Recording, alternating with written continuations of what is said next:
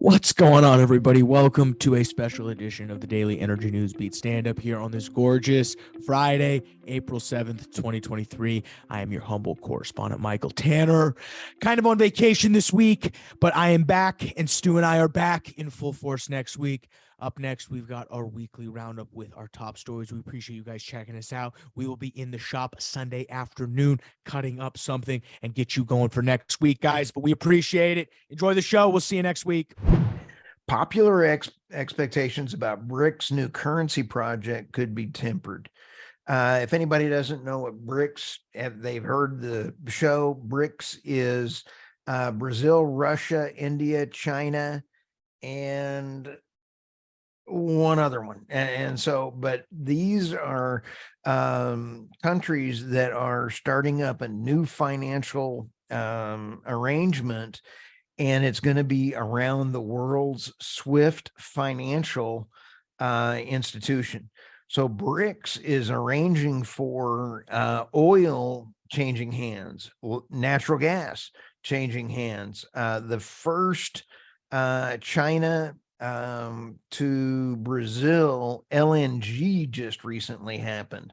So this is moving away from the petrodollar, and it is very, very important that we pay attention to this.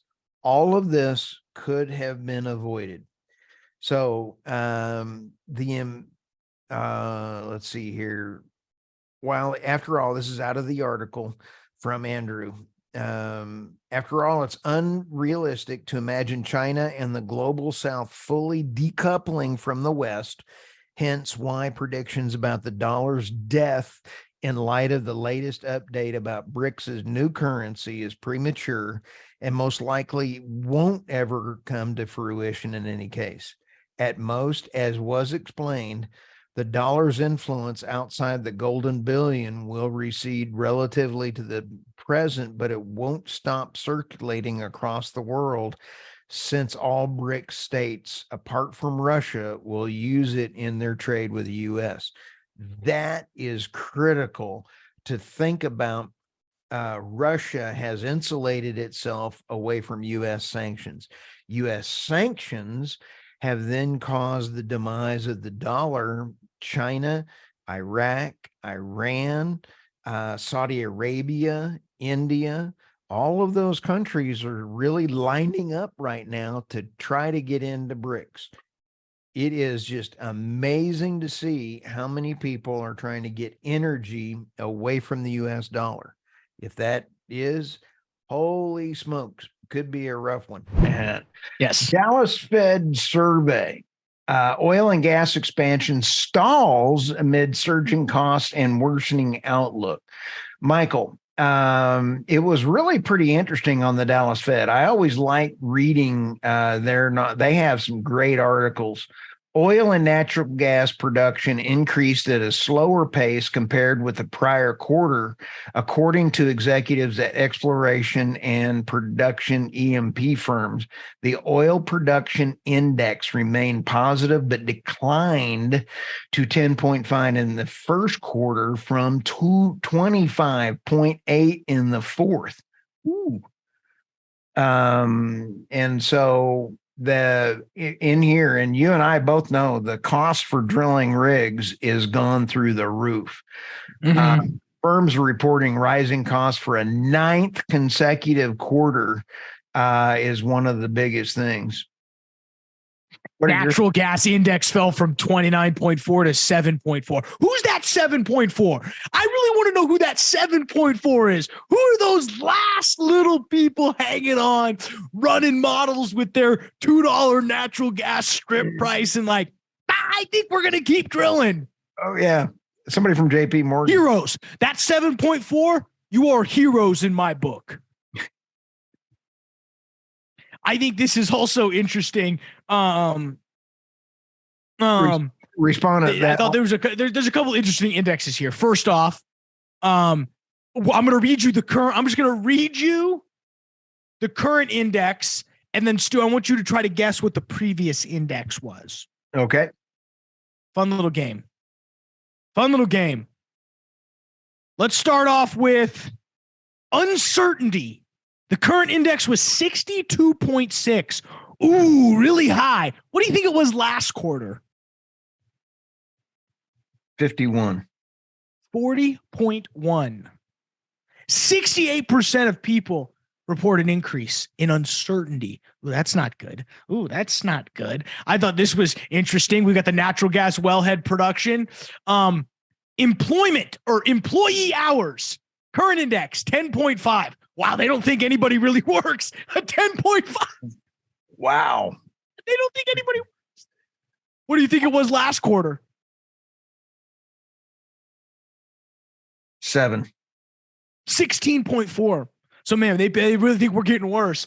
Only 13.7% of responders say it was increased. No change. 83.2 reporting a decrease. 13.7. So, I mean, no, they don't think anybody's working. No. I thought this was interesting. Company outlook, current index, negative 18.9. What do you think it was last quarter?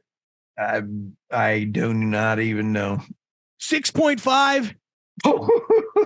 16% of people thought it reported that it was that it improved.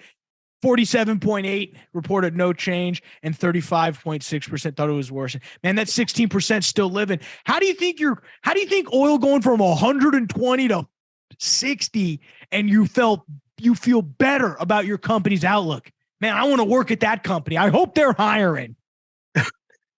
I thought this was interesting. Operating margin, current index, 1.9. What do you think it was last quarter? 2.3. 25.9.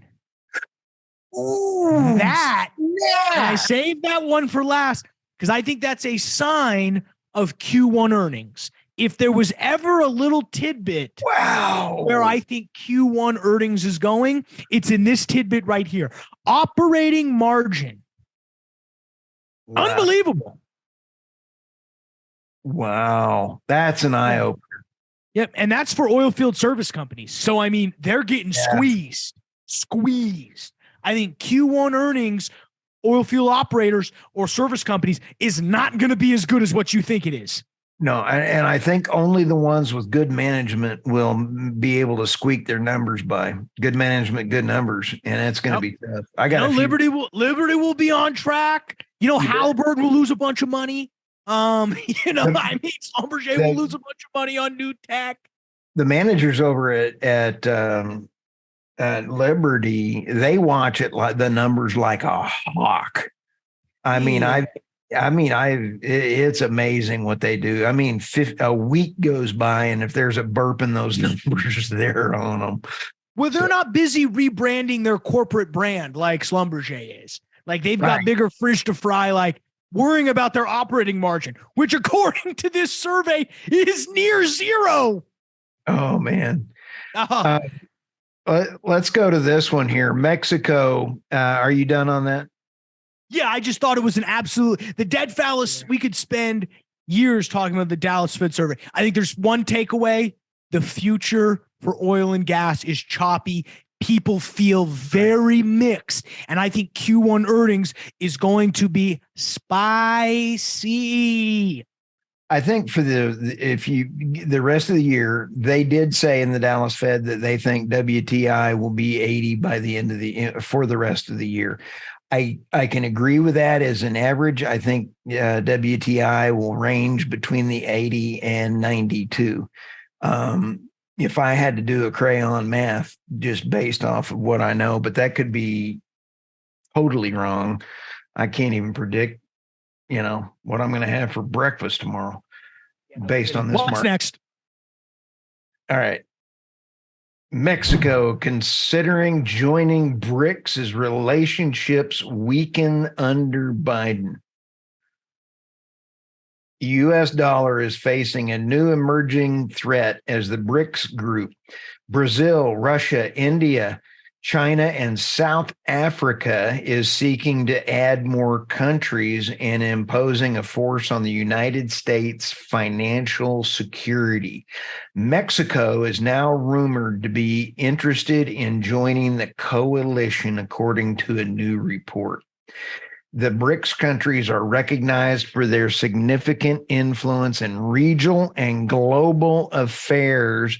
They represent about 41% of the world's population and 24% of the world's GDP and 16% of the world's trade. This is a holy cow Batman moment. Well, I think Mexico has a very compelling case to join BRICS. If you're sitting back and you're drafting countries, or you're the BRICS leadership, you'd probably want Mexico. Big population, diverse, hard workers, a lot of oil and gas. Yep. And open to the border to the United States. You're right. Yep. Open border. Open border. It is Russia will be in there as well. If Russia has a say in it, yes, BRICS will be approved immediately with Russia's help. Oops. Yeah. This is huge. President Biden and the administration brought this on by horrible global geopolitical. Yeah. Unbelievable. Shocking take from you that you would blame Biden on this one. Shocking take. My real question is, when are they going to add new countries? Soon. They'll be meeting very soon. They've been meeting for like monthly for so like this summer we'll know? Very easily. And you will see the petrodollar is already going south. Yeah, I know. I've been hearing you. Whoa. LNG is already being traded by Brazil to China in the yuan. You already have India, Russia, you already have Iran, you have Iraq, all trading outside of the petrodollar. It's here. No, it is here. It's definitely here. I think we save this for another show, but I think the real question is, well, what does that mean? Like, what does that mean? What does that actually mean then if we start trading oil and gas in yuan? I think it's an open-ended question. What does it mean? Well, it's going to mean two things, and I don't know the answer to this. I've asked the question, and I can't get an answer on it to a lot of industry folks around the world. And that is, will OPEC lose control over the pricing metrics? I mean, they could sit there and say our production, but if BRICS is actually buying outside of the production and the petrodollar, and I know you're going to laugh, but the dark fleet, all of that is outside of the OPEC constraints. The dark fleet. Yeah. The dark fleet. Darkness it is. I mean, I think you're right.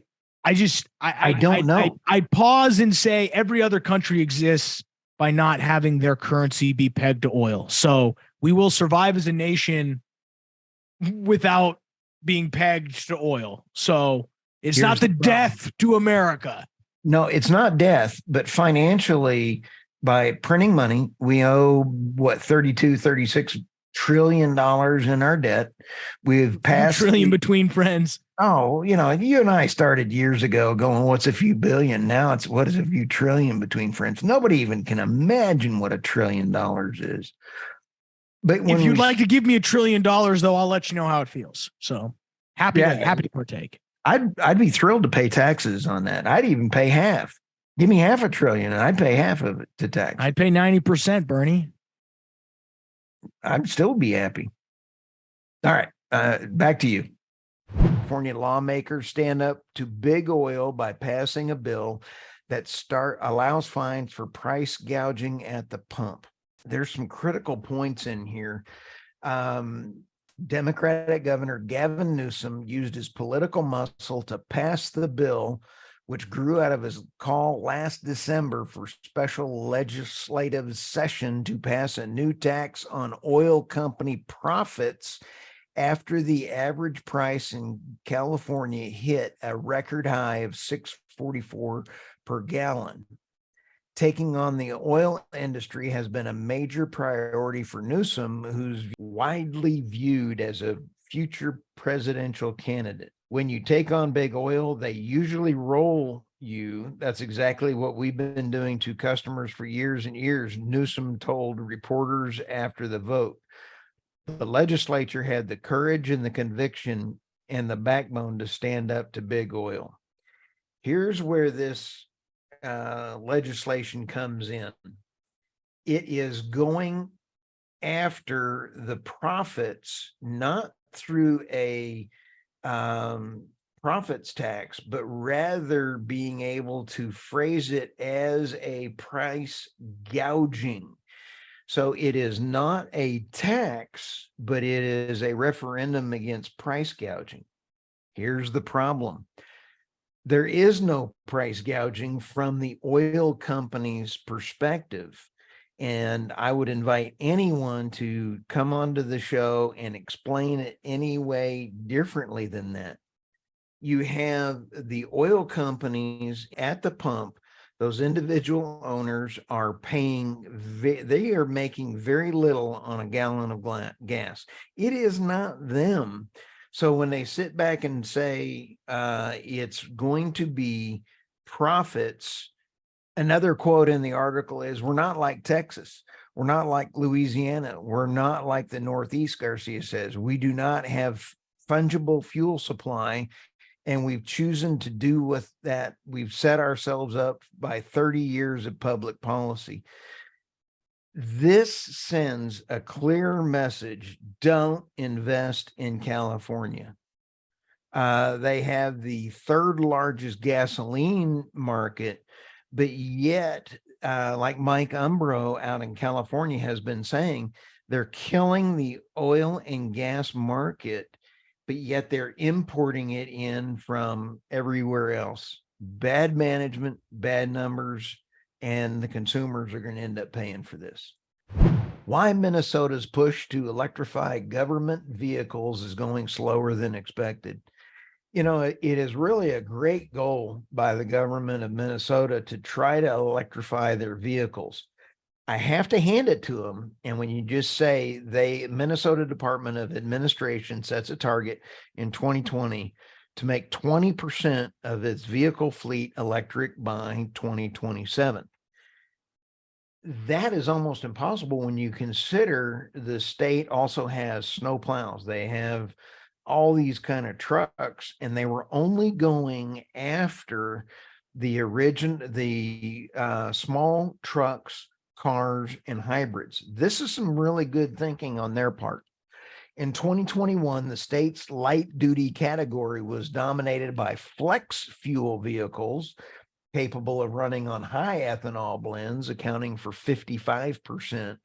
Hybrids followed at 22%, and regular internal combustions at 15%.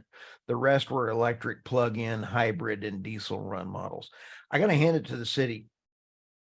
Not often do we hear the plans of hybrids. I love hybrids. I love the plug-in hybrid, especially because you are able to run fossil fuels, get the benefit of high gasoline mileage, but yet you're not using all of the battery technology and critical minerals that you need. So my hat's off to them for trying, but I also have to hand it to them that they're admitting that it is going to be tough. So when we sit back and take a look, the quotes, our plow trucks have to be run 24 hours a day. So there's a lot of technology to crack before they can even use those in the batteries. I have to hand it to them. And again, hats off to Minnesota. And they are going to continue to go down that road. And getting the charging stations for a city or a municipality or a state facility is a lot easier than the consumer, because the states can then put the charging facilities in the parking lots or at the offices of those buildings. But it's not the same for housing, for apartment complexes or those others. So that's why I personally like the hybrids and the ability to do that. Another great show. Appreciate our production staff, Andy, in particular, who puts these together. We appreciate all your hard work, and the rest of the staff, guys. We will see you again on Monday. Have fun.